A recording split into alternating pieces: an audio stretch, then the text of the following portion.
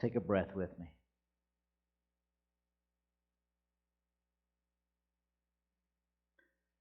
So, we're continuing our annual theme of timeless wisdom.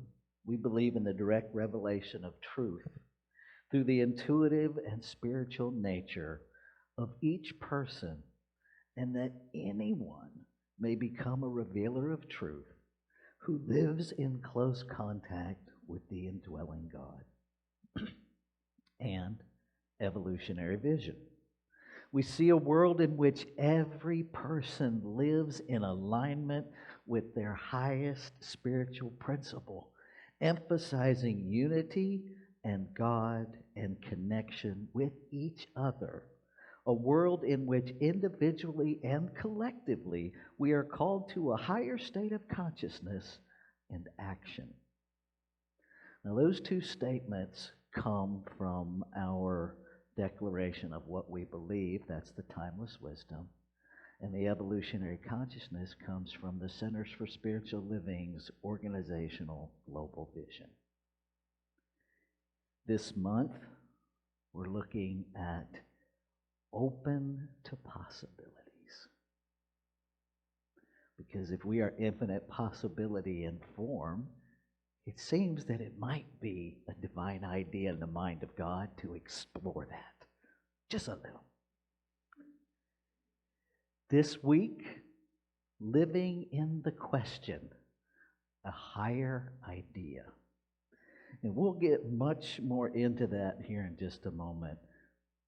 But if we're telling the truth, don't most of us want to live in the answer?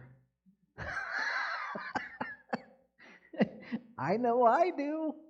I want answers, and I want them yesterday, please. And I would like them to match the answer I have in my head. So maybe it's just me, but I got a hunch it's not.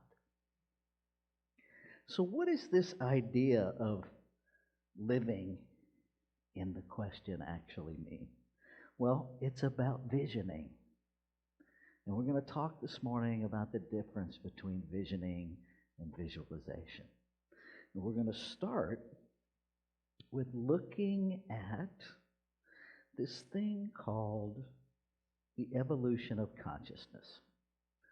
Dr. Michael Bernard Beckwith surfaced, at least that's where I learned it. It may have come from somewhere else. It's hard to tell anymore. But this 4 levels of consciousness, 4 evolutionary stages, if you will, of consciousness. The first one may be familiar to you. To me. Life is happening to me. Now, the uncomfortable truth of that is that that is a consciousness of victimhood. that there's a God outside of me that's punishing me. All of you are a part of that. And you're participating in punishing me, and particularly my parents, and then when I became a parent, my children. Okay? Everybody's punishing. My boss is punishing me. My spouse is punishing me. Perhaps, and perhaps not. Now, I don't know about you, but there were things I did in life that required punishment.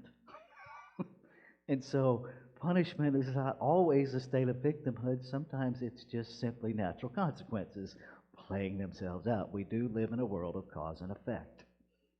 Okay? We'll get to how we tie in that to these levels of consciousness in just a minute. But just know that we all start in to me. We all start there. So there's no reason to make yourselves bad or wrong or guilt or shame. It's just where we start. And hopefully we don't spend a lifetime there. The next level of consciousness is, I'm just going to say it, sadly, where most people in New Thought build condos and stay. And it is the consciousness of by me. That everything that's happening in my life, I, the human I, the egoic I, am doing all of it. I am the all-powerful me. And it is a place of separation. It is a consciousness that doesn't get that we are one. It's still living in separation, and it's living squarely in the power of the ego. That I don't have to be concerned about you, I got mine. It's also a place where a lot of spiritual guilt and shame gets built. Where that phrase that I trust none of you ever use from a place of guilt and shame with one another. It's that, well, what's in your consciousness? There's only one consciousness, and so if you feel compelled to ask someone else that question, ask yourself that question first. What's in your consciousness that thinks you have the right to blame someone else's consciousness that you share with them, because there's only one? Stephanie's like, wait, where did he go with that? Yeah. Okay. There's only one consciousness. We're all sharing it. Now, the beautiful part of the by me phase, it's where we develop our spiritual muscles. It's where we develop faith. It's that place of experimentation where we begin to prove these principles, where we hold something in thought and we follow that, and lo and behold, it actually shows up, right? It's that place of parking spaces where we hold in consciousness that we're going to get the perfect parking space, and we do. Now, I submit to you that there are greater things in life to achieve than parking spaces. Now, if you want to limit yourself to that, there's certainly nothing I can do to stop you. But I want to invite you to go bigger. To go bigger. This is the land of visualization. And visualization is very different than visioning. And I want you to make sure you get that this morning. Visualization is always a replication, a duplication of some past event or circumstance. It's never anything new because we visualize from the brain. The brain is a repository of past experience. And so even if you combine past parts to build something that looks new, it's still the past. And so you're holding a picture in your mind of the past. And typically, it's somebody else's past that you want to achieve. It's somebody else's bank account that you want to get to. Right? That's visualization. Visioning is a whole completely different process. Visioning actually requires that we let go of visualization. That we let go of all the sacred cows that our ego imagines that we want. Then we're entering the level of conscious evolution of through me. That we've at least evolved to a place where we understand that God, Spirit, Creator, whatever we call it, is operating through us. Right? That the ego me isn't doing it. The ego me is participating. The ego me is following direction, the divine direction from within. And this is where we begin to live in the question, what is Spirit's highest idea of itself as my life? Notice, of itself as my life. Oftentimes when we think of visioning, what is Spirit's highest idea of my life? Well, my life is Spirit's life. Ernest Holmes, the quote that we often misquote, there is only one life. That life is God's life. That life is perfect. That life is my life. Now, that is not what Ernest Holmes said. Ernest Holmes said there is one life. That life is God. God is my life now. That's what Ernest Holmes actually said. There is no such thing as God's life and your life. There's just life. Life is God. And so this is where we begin to move into that fourth level of consciousness where the mystics live. God as me. Now, I tell this story, and she knows I tell this story, mostly because it's hysterical.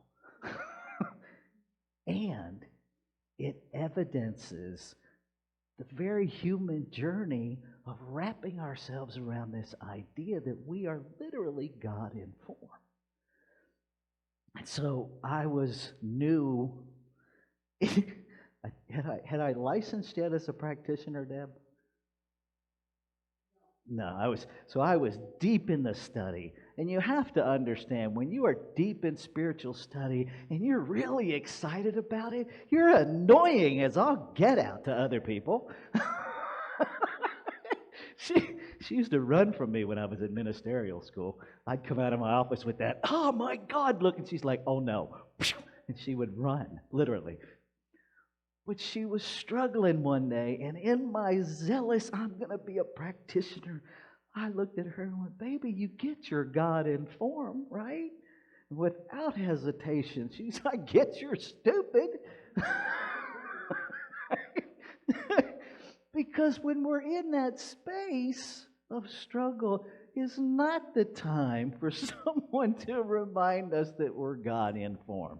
When we're not feeling anything godlike, doesn't change that it's true that we are God in form.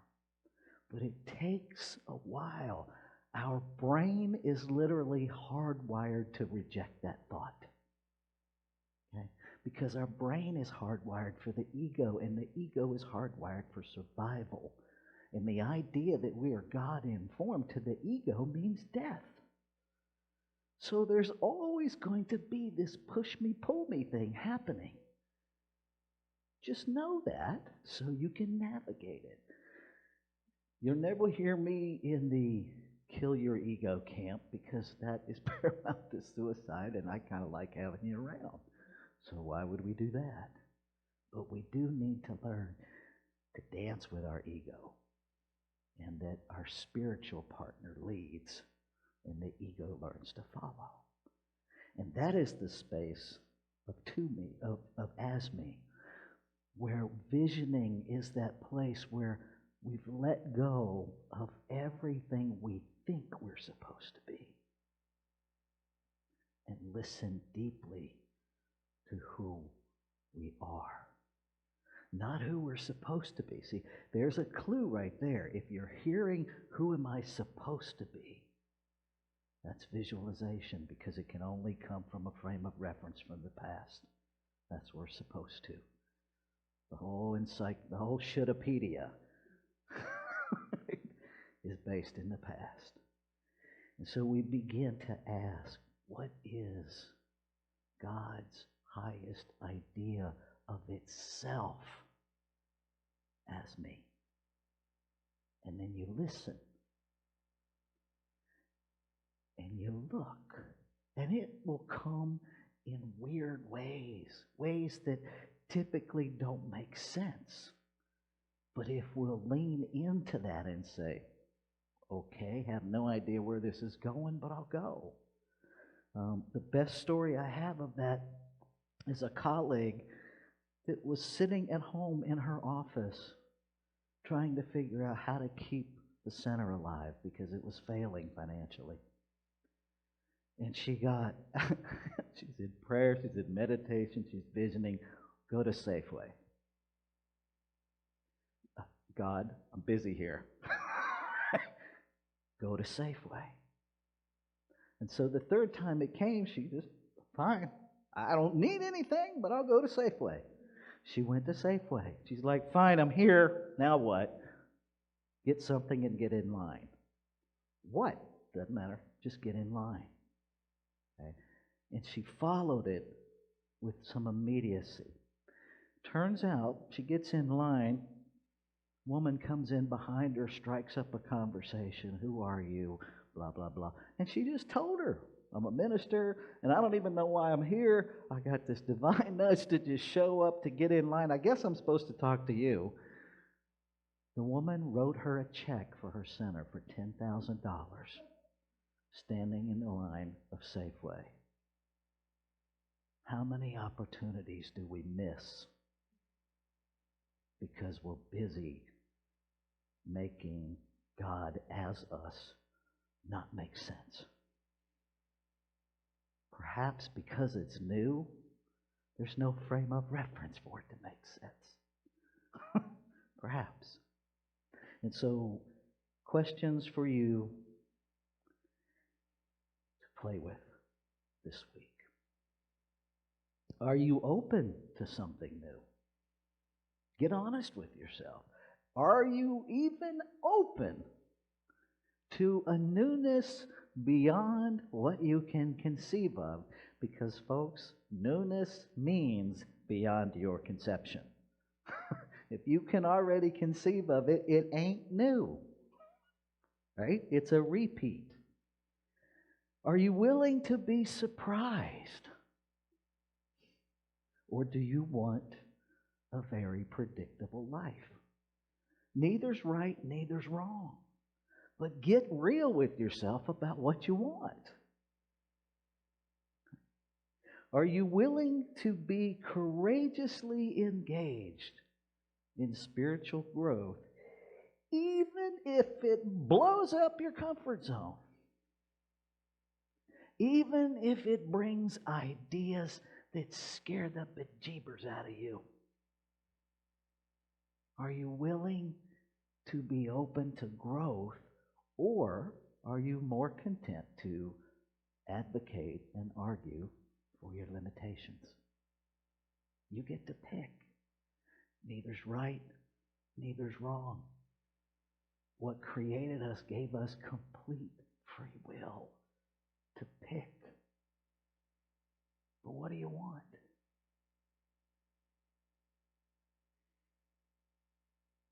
As we wrap up, I don't know if you're familiar with Wayne Teasdale. He wrote The Mystic Heart. And he writes, spirituality serves as our greatest single resource for changing our centuries-old trajectory of violence and division. Spirituality is profoundly transformative when it inspires in us, the attitude of surrender to the mystery. That's a big thing. It's a big thing. To live a life of non-resistance. Okay? And the visual, this is resistance. Okay? This is non-resistance. To open. Even this, that's resistance. What are we protecting ourselves from? A good greater than we can conceive? This. Open. Whatever comes, whatever changes. Because being open to the idea doesn't mean you have to choose it. Right? The idea might come for you to do something that is so outrageous that you go, nah, thanks, but no thanks. Okay. It will show up somewhere else because that idea is an idea in the mind of God that is going to be expressed. How many people do you think thought about duct tape before somebody invented it? Right? How many of us had the idea of Velcro and it was one person that went, oh, heck yeah, I'll do that. And we all sit around going, man, I wish I'd have invented Velcro. But how many things do we turn down? It's okay. because it will be expressed somewhere. If it comes to you, you have the first option. Just like buying a house, you have first option. Doesn't mean you have to buy it. You get to pick. But are you open to even considering them? Are you open to living in the question, what is God's highest idea of itself as my life? Let's take this into prayer. And so knowing there is only one infinite, ever-present allness, I know that I must be in its company, everywhere present. One love, one life, one breath, one infinite intelligence, one abundance, one field of infinite possibility, expressing itself in form,